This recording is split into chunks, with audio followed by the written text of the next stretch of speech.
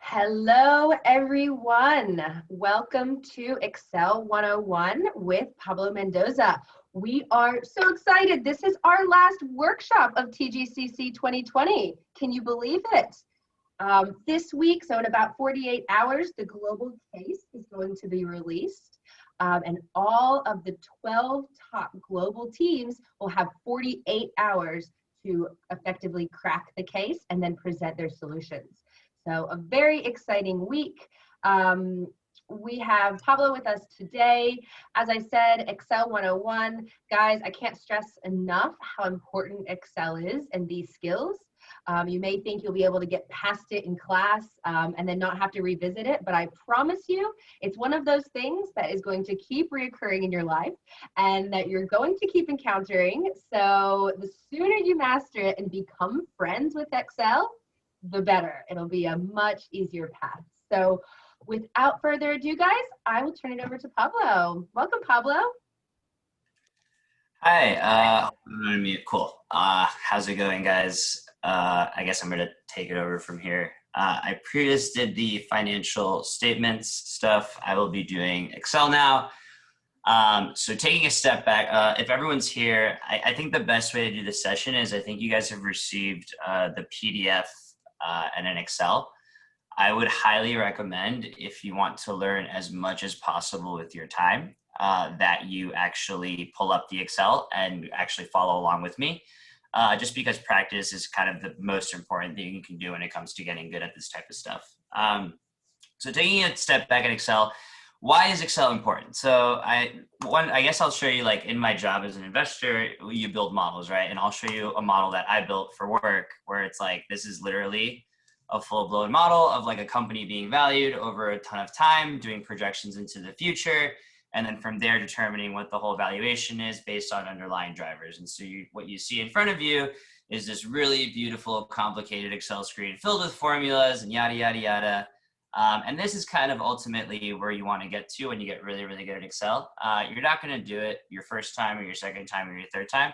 It's going to take you months and weeks and weeks and months and years, but you'll get there if you actually are really passionate about it. Also, by the way, before we use the comments screen, so if you guys have any questions at all, please feel free to engage on the Q&A or the chat, I believe. It's one or the other. But what I'll do is I'll probably ask questions during the session. And then if you guys want to answer, you can answer on the chat and we can have kind of an interactive session where you guys can kind of answer on the chat and I'll call you out. And that way we can all go back and forth and learn together. For me to do that, I should put up the question screen, or wait, the chat screen. Where's this chat screen? There you go, chat, boom. So hi, everyone. I'll be looking at everyone's responses there. So hopefully you guys can text in the chat if you have any responses. So taking a step back, this is kind of what Excel is for. You do all these really cool models, and then eventually this is what you use to value companies. Taking a step back, what we're going to spend time today doing is kind of going through the very basics of Excel. Similar to financial statements. Carrie, would you mind making sure that someone like Joni right here receives the file? By the way, this isn't you didn't receive this file, you received another file, which you're going to see right now. This is the file we're going to be working off of. That was just literally me showing you a literal model that I use for my job. And so take a step back. Yeah, so this isn't something where at the end of this class, you're going to be a master star modeler. Much like financial statements, that's something that comes with repetition, experience, and practice. For me to get good, it was literally just a ton of repetition and doing it over and over again as an intern, practicing on my own, and then in my full-time jobs, right? Thinking about Excel, I would take a step back. So what we're going to spend time today doing is going through the most basic formulas. But before we do that, I kind of want to go through the very, very basic stuff. And so basically, I will add a new tab here. And what we'll do before we get into the more complicated formulas is we will build kind of a basic income statement. So you can see kind of what the general functionalities are and like the best practices are. And then from there, we'll dive into the formulas. If anyone has any questions at any point in time, please feel free to just ping the chat. I have it open and I will answer pretty live. So here we have a beautiful Excel spreadsheet, except it's not beautiful because it has grid lines. Actually, in best practice in Excel, you kill your grid lines. If you actually don't care that much, you don't care that much, but best practices, you do typically don't show them because it looks neater. And actually there are some people out there in the finance world that will judge you if you do not eliminate your grid lines. So I would highly recommend you eliminate your grid lines. So with Excel, the key to getting good is to not use your mouse. The more you can not use your mouse and only use the keyboard, the better you probably are. And so what I'm doing here, first of all, very basic, to move around, I'm using my arrow keys, right? And so when it's pretty straightforward, that one's pretty easy. But the next important thing that's not so straightforward is your F2 key. So, and by the way, you should have like, if you have a Mac, God bless you, it's gonna be really hard for you to like get shortcuts on PC, and I'm not sure how to do it. But if you have a PC, we're gonna have a great time talking about shortcuts. If you want to do finance, you probably should not have a Mac. You should probably have a PC. That's just me, but that's up to you guys. You should definitely have a PC. So yeah, so I'm here. So the F2 key, and make sure you set it so your F keys work. It dives into the cell. And so what that allows you to do, allows you to type whatever I want, right? And so the most basic functionality that you'll be doing in Excel all the time is moving your arrow keys around and then hitting F2 to go into a cell and escape to leave a cell. And so basically whatever I do is, okay, find my first name, enter, then I go here, I hit F2 to go in here, then I put Pablo, and then I hit enter, and then I'm moving around, right? Last name, F2, I dive in, type last name, enter, boom, arrow keys here, what's my last name, F2, type it out, boom. The next thing you need to learn is how to move around quickly. And so for you to move around quickly, you need the control key. The control key with your arrows allows you to skip to the next cell with any type of content in it. So if I hold down my control key, if I hold down my arrow key regularly once, it goes up one cell. If I hold down my control key while I do it, it actually goes to the next cell, which is Pablo. The reason why that's helpful is because it allows me to basically go really quickly in between these things without having to like hold down my arrow key. So if I want to check different sections, I could just literally go from here using the control key instead of going all the way up and all the way down. This doesn't matter that much when you do it once or twice, but when you're building a model that takes 12 hours, this actually will shave off hours of time and make your life a lot more bearable. So the control arrow key is very important. The next thing to learn is control shift. So control shift, what that does is not only do you skip to your next cell with content, you actually highlight all the cells in between, like this. Why does this matter? If you ever want to change cells en masse, like let's say I want to make all this bold, control B, I can do it all at the same time, allows me to work more efficiently. So those are the basic functionalities of moving around in Excel. Does anybody have any questions? I'll stop there. Cool. So what I'm going to do is I'm just going to basically blurt out a bunch of Excel shortcuts that are pretty popular as I make what's known as an income statement, which we discussed in the last class. If you guys want me to repeat any of the shortcuts that I'm mentioning, like if some shortcut that I mentioned blows over your head, please feel free to put it on the Q&A chat and I'll repeat it. Ideally, I think you would want to take notes and see it like bold is control plus B. And that way you can kind of have something memorized. You can always Google this, is always available. It's just, that's kind of how I'm gonna be talking through it. So if you think about the income statement, so again, F2, I wanna call it the income statement, great. Now I wanna show years, I wanna show the last 5 years. So what I do is I type in the cell 2015, but I'm not gonna type in 2016, 17, 18, 19, 20, 21, because it's a waste of my time. What you do here, and this is the most important step too of excelling, but I'll tell you that in a sec, is you go into the next cell, you hit equals, and then you go to the other cell and add 1, plus 1. So first most important thing, be able to move efficiently. Second most important thing, formulas. So Excel is very, very helpful, not because you're typing a lot of information, but because you can calculate a lot of really complicated algorithms and problems that allow you to basically run a bunch of math by sensitizing different types of levers. So what does that mean? It means like, because all these things are formulas, I can actually kind of find independent variables and see how it runs the math through the entire model, because all of these are formula-based things and are based on one number, which in this case is the 2015. So what I would do from here is I would hold down Shift, which highlights, as we mentioned, all the cells as you're moving around. And I want to go 17, 18, 19. Next shortcut that's really important is called Control R. That fills the formula to the right. Boom. Look at that. I didn't type any of these. These are all formulas. How do I know? When I hit F2 and I dive in, formula. F2, dive in, formula, escape. Boom, formula, F2. F2, boom, another formula. They're all formulas. It's great. You want me to write 50 years? No problem. I can do it in 2 seconds. Look at that. Boom. Oh, whoops, I messed that up. Shift, Control R, bam, I just modeled out to 2050. It took me 2 seconds. If you were to type this out to 2050, you would hate your life. Cool. Then I want to put a little nice bottom border, Alt, and watch how I'm just knowing those shortcuts. H, B, O, bottom border, boom. And then here I go, revenue, let's say COGS, gross profit, operating expense, operating income, interest expense, taxes, and net income. Now, typically in Excel, when you're hard coding a number, you want to typically highlight it in blue, and formulas are typically highlighted and are kept in black. That allows people who are checking or auditing your model to know that what's hard coded, what you're typing out, versus where the math is. Like so, revenue. Ooh, I want growth rates, revenue growth. I want 20%. But, and again, if anyone has any questions, feel free, please feel free to stop. Recapping, just to make sure some people are listening. What color should hard-coded cells or cells that are typed out be? Anybody? What color? I just said it. Black for formulas, but what's for hard codes when you're typing? Thank you for participating though. Wow, I really appreciate it. Now we're talking. Boom. Correct answer. Exactly.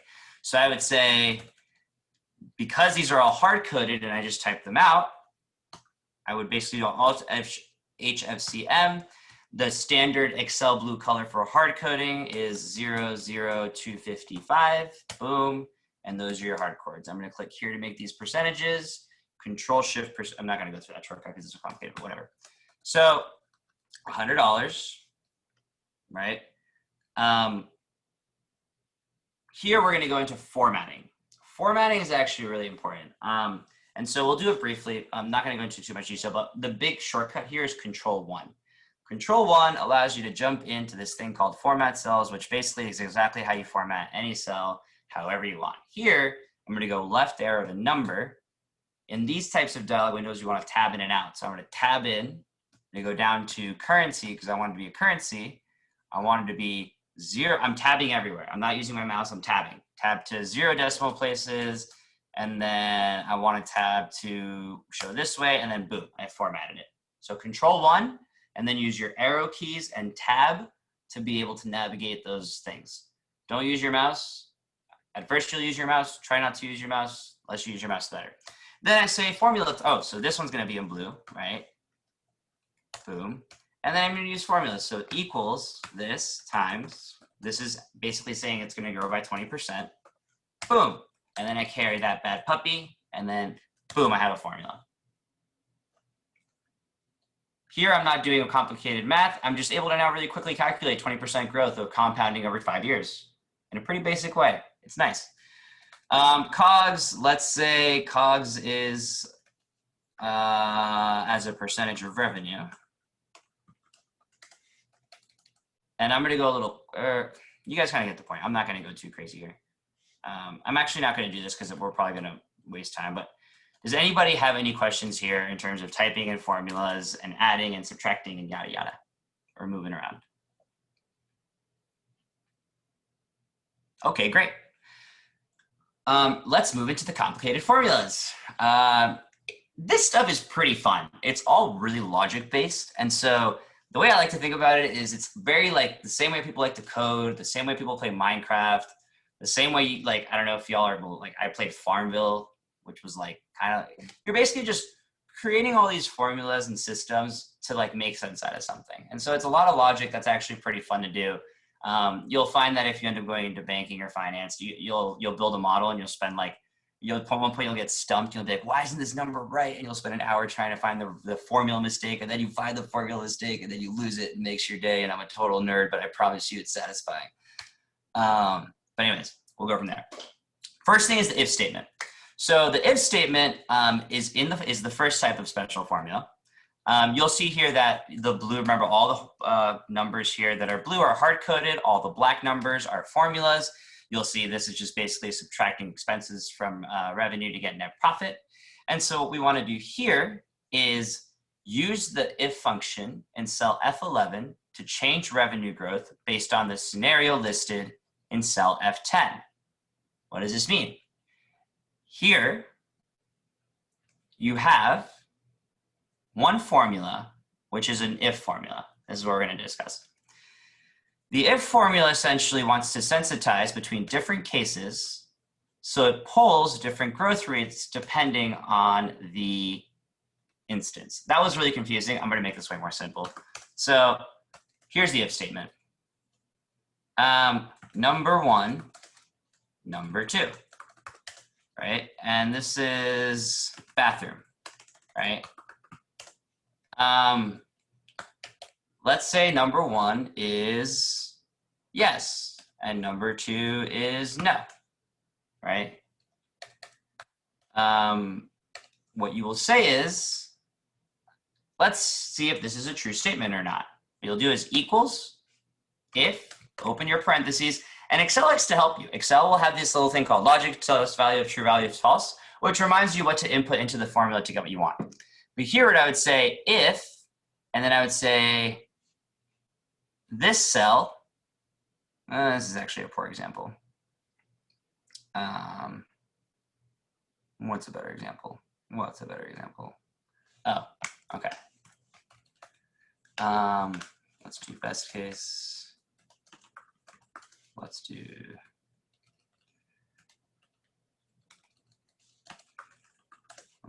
worst case. So let's take this income statement that we built. So let's say the best case revenue growth is 50%, right? Remember, I'm hard coding this. I'm going to format it so it's correct. 50%, and then worst case, let's say, is 10%, right? What I would do here, let's say I know that this revenue growth line is directly impacting the growth of revenue up here, right?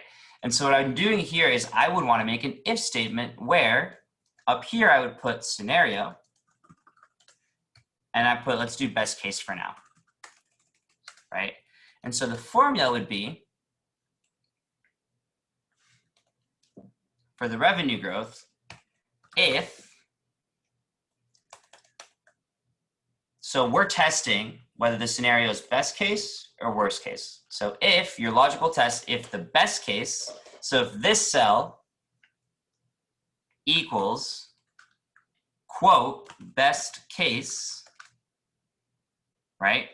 Then, if that's true, I want, boom, this number. If that's false, I want the worst case number. Boom. Watch how cool this is. So here, and again, this should be black because it's a formula now, but here it's saying, if this cell that we're testing, the blue cell, says best case, which it does, it will pull E21. If that's false, it'll pull E22. So if I were to change this to worst case, which I am right now, what would row 17 be? Would it be 50% or would it be a different number? If so, which number would it be? Maria Doty, thank you. Or Mariah, I hope I didn't get it wrong, all right? But thank you so much for responding. That is correct, it'll be 5%. So worst case, boom, 5%. And so what you're able to do is your boss says, Pablo, let's run these super complex scenarios where let's look at 50% versus 5% upside downside case. Sounds super smart. It's really not. You're doing a really simple if statement. And so he's like, oh, don't worry, bro. Best case, 20%. It automatically runs the math. You look like a genius. It's beautiful. And that's the if statement. This is a much more complicated version of the if statement, but it's the same thing. So it's saying, this cell is saying, okay, let's run through it together. If F10 So if the reference cell, like the same one we had before, if it says base case, right, we're going to go with F14, which is 24%. However, if that's false, here's where they get clever. They want to get complicated. If that's false, they chug in another if statement so that they can funnel between multiple cases, not just two cases. And so they'll say, if this F4, if it doesn't say base case and it's false, then another if statement. Okay, fine, that might be false. But what if F10, the reference cell, this blue cell, what if it equals C15, which is the base case? And then Excel thinks, okay, if the value is true, it's going to be 20%.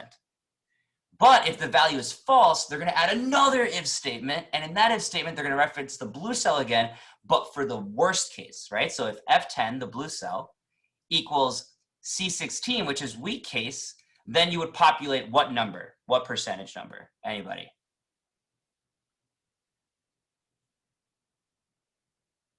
If the reference cell is F10, yes, 16%, let's go. Yes, that's exactly right, correct, amazing.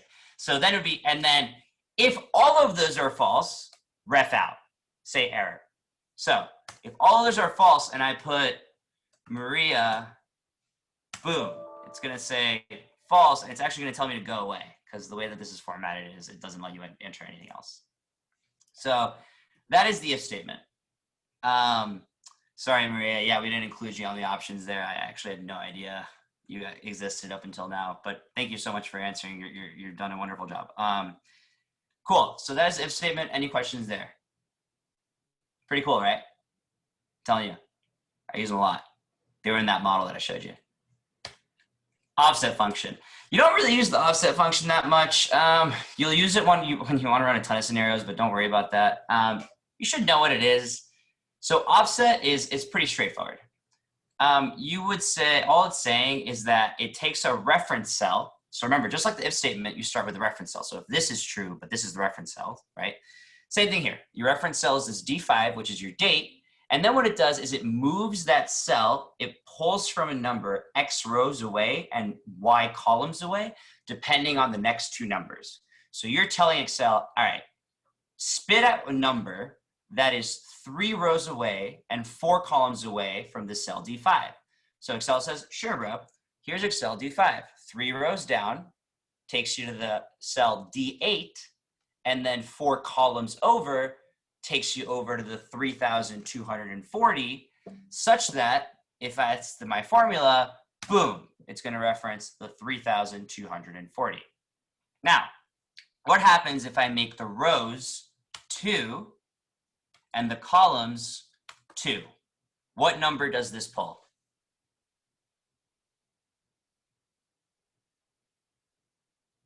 I would appreciate some diversity of thought from the other participants.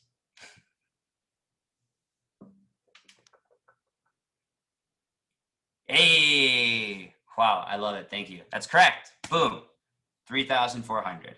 And that is the offset function. Offset and match. What is this match? Lookup value. Lookup array. Oh, here's where they're getting cute. They're getting really cute.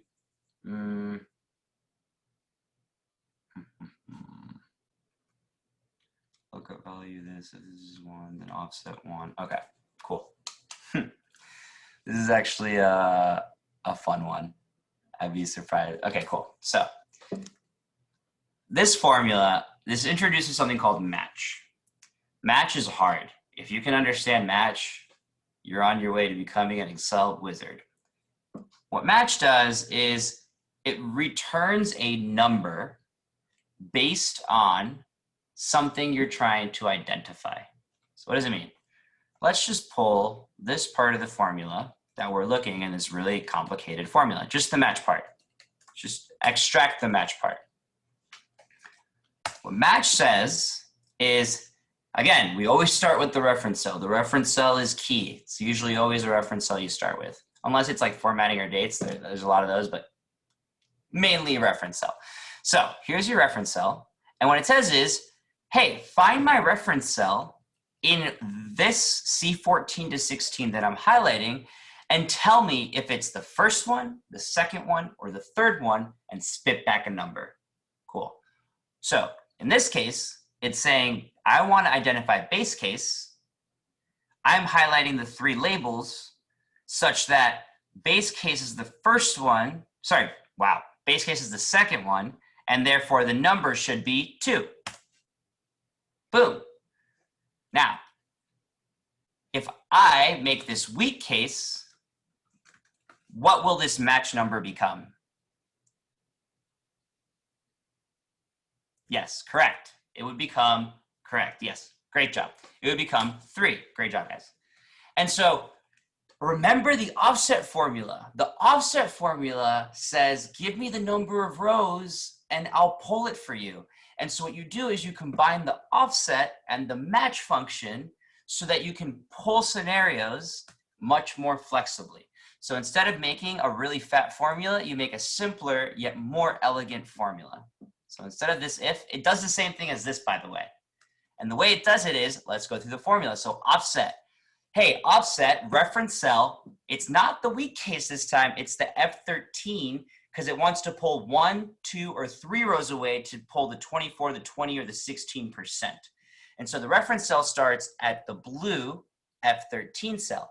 These guys get clever when they include the match function, but because the match function returns the number of rows such that, get this, if the weak case returns in the match function 3, that means that this blue will offset 3 rows down to the 16% and pull the 16%.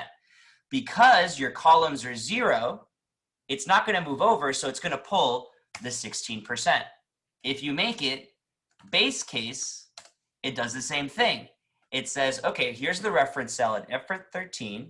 The match function would pull the number 2, and so therefore I'm going to offset 2 rows down, and I'm going to pull the base case number. So here's where Excel becomes an art. It's 2 different formulas that give you the same exact result. Just a matter of what your kind of art is. There are some eloquent guys out there that do some pretty cool stuff, but like, it's a logic thing. If you want your logic to be offset, fine. If you want your logic to be if, fine. That's up to you as the modeler. I'll pause there for any questions. Okay, great job. I didn't understand the zeros in the end. The zeros in the end. When you say zeros in the end, what do you mean by the zeros? Sorry.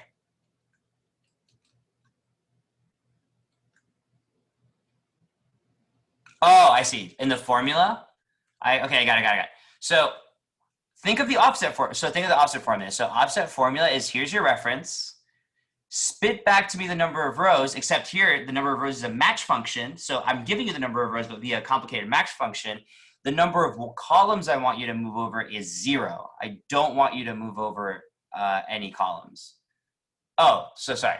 There's a 0. Sorry, this is where it gets confusing. There's a 0 in the match formula because at the end of highlighting and putting your reference, you put a 0 to make an exact match type. This is just best. You have to do this and just memorize it. There's no logic behind it. It's just how Excel works when it thinks. So you have to add a 0 at the end of the match formula, but it spits back the number of rows, and then you don't want it to move any columns. So in the offset function, the columns are 0.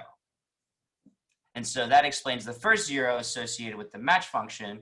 And then the second 0 for the columns is because you don't want it to shift over any columns. But do you see how it's like the same way you're doing algebra and you put like a PEMDAS parentheses, you have to do that operation first? It's the same thing here where you put in the match function and it kind of caves into the overall offset function. What's an example of an application of match different from if? Oh, that's a great point. It probably will shine more on an index match. So let's get to index match and you'll see where you can put the match to work outside of an if. Because I would say that would be the second most popular way to use it. So Joni, I'll get back. Johnny or Joni? I think it's Johnny. So Johnny, I'll get back to you on that. It'll be there. So here, date. These are more straightforward. This is actually what we discussed. So again, we want to minimize the number of hard codes and maximize the number of formulas. The more formulas you put in your model, the smarter you look, the more people think you're a genius. I know I'm saying that as if it's like a perception view, and to some extent it is, but it's my way of joking around. It is more technical than that, but Just like letting you know anybody can do this. So here, date. Here it's just saying, oh, I don't like this. I don't like this. Actually, we're not gonna, nobody does this. I lied. We're gonna skip this one. We're gonna go straight to EO month. So EO month is all you do is you set a start date, and then the formula is EO month. You open the parentheses, you reference the start date, and then you ask, hey, how many months do you want to move over? In this case, because we're doing an annual income statement or an annual free cash flow statement, right? We're going to put 12 months. And so what that does, it says, okay, 12/31/2005 plus 12 months will give you, 12/31/2006, surprise. And then it's the same, you carry the formula through, and then you're able to very quickly calculate the years. Pablo, let's do semi-annual modeling. No problem. EO6, 6 months. Now we're going on a 6-month basis. It's wonderful. Takes 2 seconds. Notice how I'm using control right. Notice how I'm shifting around with my arrow keys. Notice how I'm killing grid lines because they're ugly and disgusting. These are all best practice things you will learn over time. I'm not going to expect you to just absorb, I guess. Any questions here? This one's pretty straightforward. Shouldn't take too long. Cool. Data validation. We don't need to do this. H lookup. Yeah, I know, right? It kind of is absorbed. Trust me, a lot of learning, especially as you get older, is just spending time with people that actually know what they're talking about and absorbing what they know until you know as much as they do. Like mentors are big, man. So cool. H lookup. H lookup and V lookup are probably the rainbow kicks of Excel. So if you're a soccer player and you can do like a rainbow kick flexibly, you're probably not like the best player. Like that doesn't mean that much, but it means you know how to play soccer like somewhat fairly well. If you can do an H lookup or a V lookup, you can do like a rainbow kick in Excel world.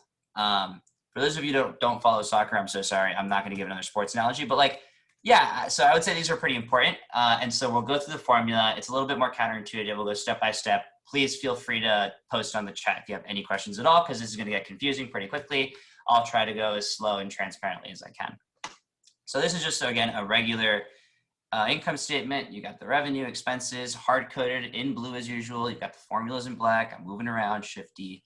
And then it says, all right, reference the following date in your formula, and then use the HLOOKUP function in cell H12 to show net profit for whatever year is referenced in cell H11. What does that mean? It just says, hey, pull net profit for me for whatever date I want, such that if I make this, I want to see 2006, it changes it to 2006, which is 300 for net profit. If I make this 2005, it changes this to 500 here. And people are like, oh my God, how is your changing of the date variable impacting your dependent variables so incredibly? And you're going to be like, because I did an HLOOKUP, and here's how you do it. HLOOKUP starts with, again, a reference. But here, we're not referencing one cell. We're referencing a range of cells. And so this becomes an important distinction when we're looking at index match HLOOKUP and VLOOKUP, because we're no longer looking at one cell and then sensitizing values around it. We're looking at an entire table of cells, and we want to be able to create formulas that allow us to parse through that table efficiently so we can pull values that we're curious about later on. And so basically what you'll do here in this first one is, oh, sorry, the range is actually the second one. So the first one's look at value. So the first cell is, guys, I messed up. I apologize. Take everything I said back. The first cell is a reference cell because I messed up my own first rule of everything starts with a reference cell. Your reference cell is H11, which is the date. And so the first one is that H11 one says, okay, here's the date that I care about. The second one is insert my entire speech about tables that I just told you before, is going to be that range of from the top left of the first date to the bottom left, bottom right of the table, right?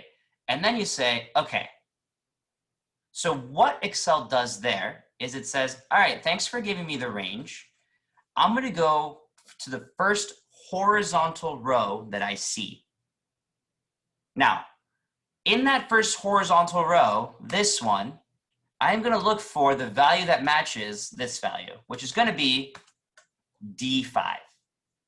Now, important, if I take this formula and I move the table down one row, it's going to pull, it's going to ref out because it says, Pablo, I'm looking at the first row of this table and I see a 1000, but I don't see a December 31st, 2005.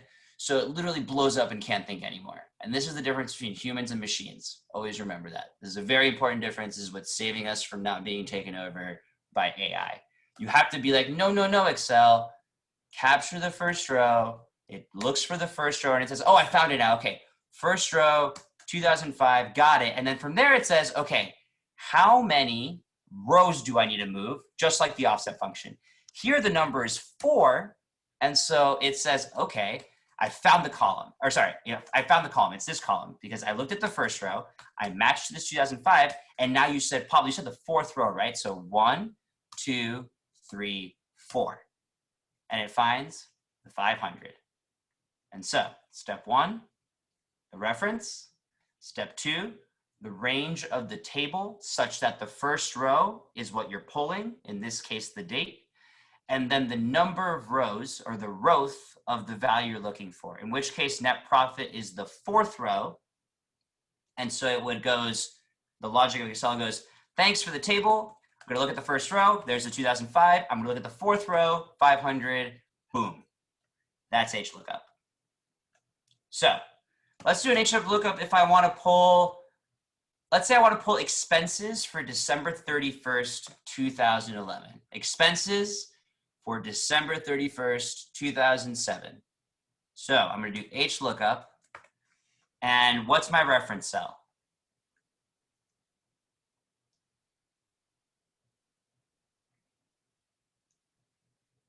Anybody? Reference cell? There you go. Exactly. Correct. H11, right? Thank you. Exactly. My table would be the full here. And then what would my row index number be? What number would I type if I want to get expenses for 2007? 3, correct, because it would be the 3rd row. No, do not apologize. Failure is the key to success. Never apologize for a shot. You miss 100% of the touch shots you don't take. Jimmy Butler doesn't apologize. Kobe Bryant doesn't apologize. You take another shot. It is 3, correct. Amazing. So 3, boom. Oh, wait. Oh, 2007. Oh, and then remember, you have to change this to 2007 because we want 2007. Boom, you pulled the 3,400. Congratulations. You know how to do an HLOOKUP. A VLOOKUP is the same thing, except it flips. Instead of counting number of rows, it counts number of columns. Instead of looking at the first row, it looks at the first column. So what does that mean? I'm using VLOOKUP here, and I want to pull up whatever 2000, okay, what does it say? Use VLOOKUP function in cell H12, okay, fine, to show whatever 2009 metric is referenced in cell H11. Cell H11. Oh, okay, cool. So this is a different problem, but it's the same logic, right? So here I want you to say, if I have all the years, right, but this is not that helpful. Yes, they want to say, in 2009, if I type in a line item, what is that number? So if I type in revenues here, it should turn to that 5,400. Should turn to that 5,004. Ooh, it doesn't. No, it should. That's so weird. Am I not automatic right now? Ooh, I'm not. What am I doing wrong here? There's a reference. There's your table array. It's the 6th row. Oh, expenses. That's weird. So that pulled. That doesn't pull. That's fascinating. Net profit pulls. Interesting. I wonder why. Something's fishy here.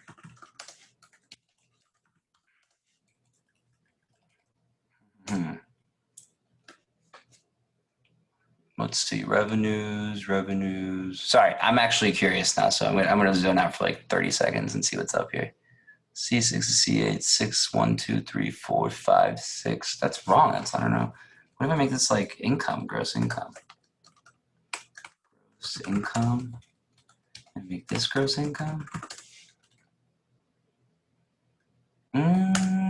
Something's wrong here. Interesting. Well, guys, this is the definition of a shot formula. So we're going to do another VLOOKUP. We're going to do, let's say, oh, here we go. Company and share price. I'm making these numbers up. Apple, Facebook. These numbers are going to be all wrong. Do not actually think these are real or not. I don't know. This is going to be 1,500. It's going to be like 1,200. It's going to be like 1,500. This is going to be like 200, right? And then you're going to say, all right, I want you to pull share price for Apple. And so here is Apple. And then I say here, VLOOKUP. My reference cell that I'm looking for is Apple. The table array is this bad boy. And then what it does here is, remember, because it's a VLOOKUP, instead of looking at the first row, it looks at the first column. And so it says, okay, instead of between Apple and 1,500, it thinks, no, between Apple, Facebook, Tesla, or Roku, where's Apple? It finds Apple and then it says, all right, found it. Now give me the number of columns. Here, the share price is the third column, 1, 2, 3. And so you put 3. Here's another place where you put false, kind of like how you put 0 for the Fetch formula before, Mariah. And then boom, that pulls the 1,500. And that is the VLOOKUP. I don't know why this is messed up. I think something's going on here with the formulas, they're shot, but I think it's wrong. And so if I were to change this now to Tesla, boom, it pulls 1,500. If I change it to Roku, boom, it pulls 200 because it says, okay, first column, find the Roku, it's the third column. Boom. Any questions? Amazing.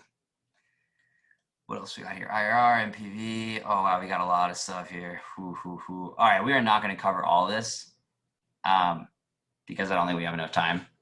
So we're just I'm going to breeze by a little bit faster and just show you guys the easier ones. So and is easy.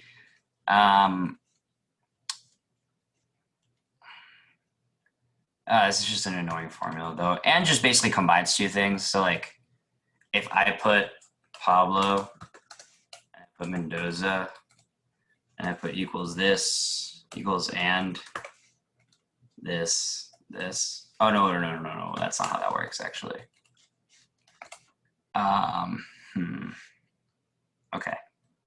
And an or is a more complicated if. And so instead of saying if this value is best case, worst case, or medium case, it says if multiple things are true. So if cell 1 is this, cell 2 is this, cell 3 is this, then we do this value. For you to be able to do that, you add the and function. And so here you'll say if and, because you want to put multiple logic tests. So if and D6 is greater than 2,000 and E6 revenue is greater than 3,000, put comparable.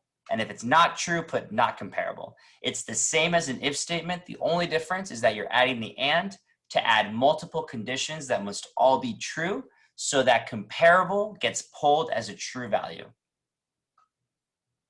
Cool? Or is the same thing, only instead of looking to meet all of the tests you're providing it, it's only looking to meet one. So if one of the constraints is satisfied, but the other logic tests are not, it will still pull the true value. Whereas the and function, you need all of the things to be true, so you pull the function or the number, or you write comparable. That's and or.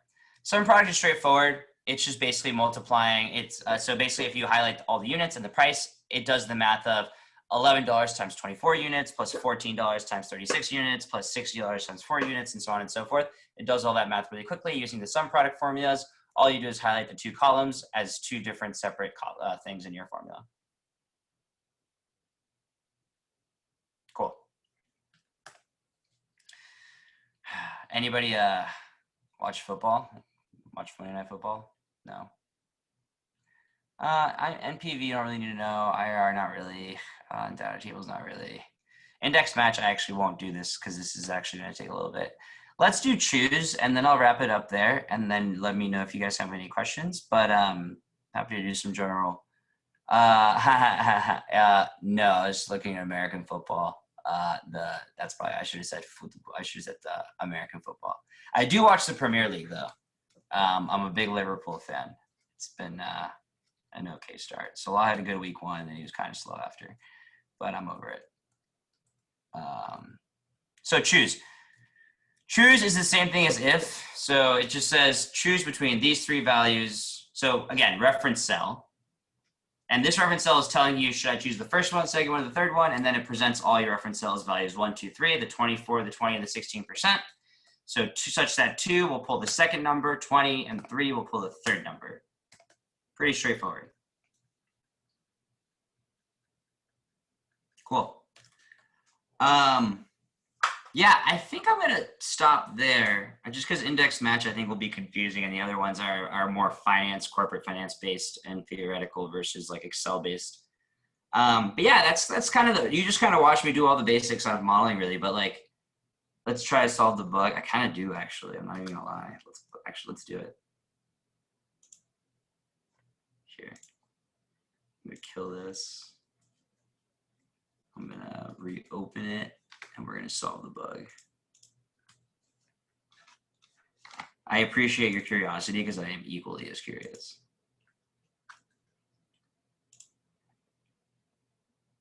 Kind of like the professional gamers, like when they play and stream online, and whenever they get defeated, they're always like, "Oh, it's the game's fault. The game has a bug." So let's go to VLOOKUP. If I go to revenues. See if I go to revenues, why can't I move?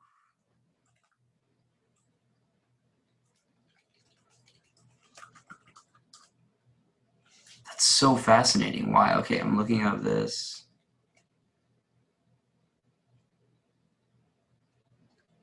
Oh, it's because I didn't put the false in the range lookup, which messed up the formula. You see? Mariah, the same way you were supposed to remember the 0 in the match formula, you're supposed to remember the false in the HLOOKUP or VLOOKUP.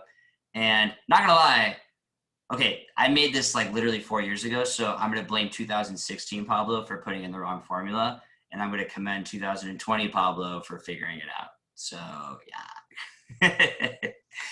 Wow, this is really cool. Yeah, it was the false. Just now we know the importance of false. That way we don't have to be like, what is going on? This makes no sense. Now it makes sense. Now I put expenses, it pulls 2160. Now I pull revenues, and it's should pull. Okay, great. The world all makes sense now. I'm not going crazy. Amazing. Cool. Any other questions? You will do Excel. Like, I hate grid lines. Get rid of your grid lines always. I think that if you are good at Excel, it will make both your life easier and make your work product naturally much better. I think it will help you think through a lot of different problems and thinking high level, especially if you're doing investing or consulting or whatever. So I do think Excel is a really, really important thing to be able to know how to do well if you're interested in kind of finance or corporate type of America stuff. Again, this is something that unless they started giving like Mavis Beacon and Excel in your schools, and I have no idea that they started doing that. I think it's something that very much is a personal journey, and it really just takes time. You just got to do it over and over and over again. Like the number of times I have built an income statement from scratch, like probably thousands. Like I can do it with my eyes closed. What's with the bullying? I know it's such bullying. It's awful, but it's true. The reason why is because it's actually like a lot harder to read the page. I do agree that. So for example, like one way to show something, like you could just show something, right? And here's where like your work product, this is the point about the work product, right? Like I could do something like this, right? And like this is the same thing. This is literally the same thing. I'm providing the same information, except maybe this is like a little, I'm consulting.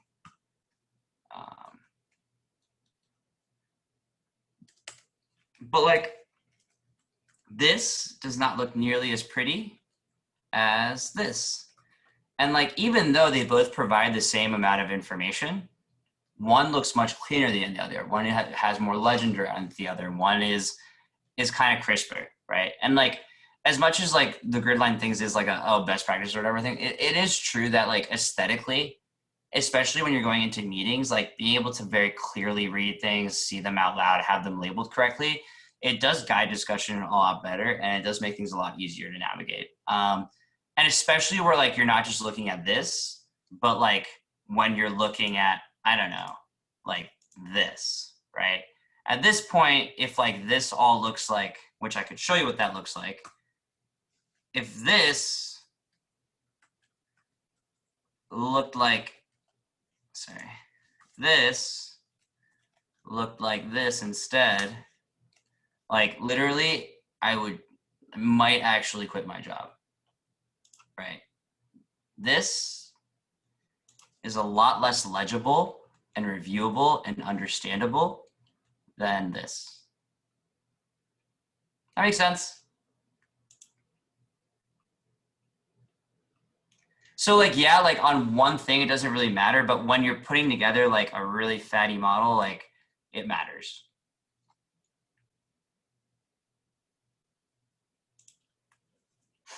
Cool. Any other questions?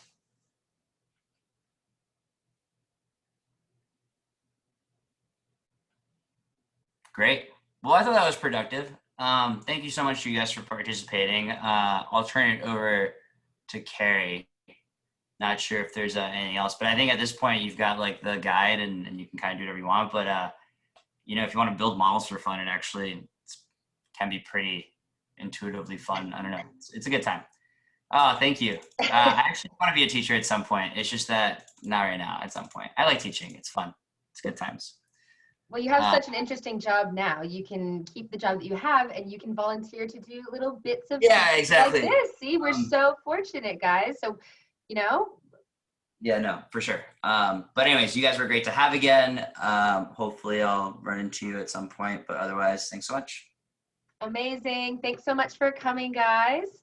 For everybody that's competing this weekend, best of luck. It's a very, very exciting time. So thank you so much, Pablo, for your two-part finance series and for bringing us another interactive workshop. That was fantastic. Thank you so much from TGCC. We'll see everyone soon. Bye. Bye.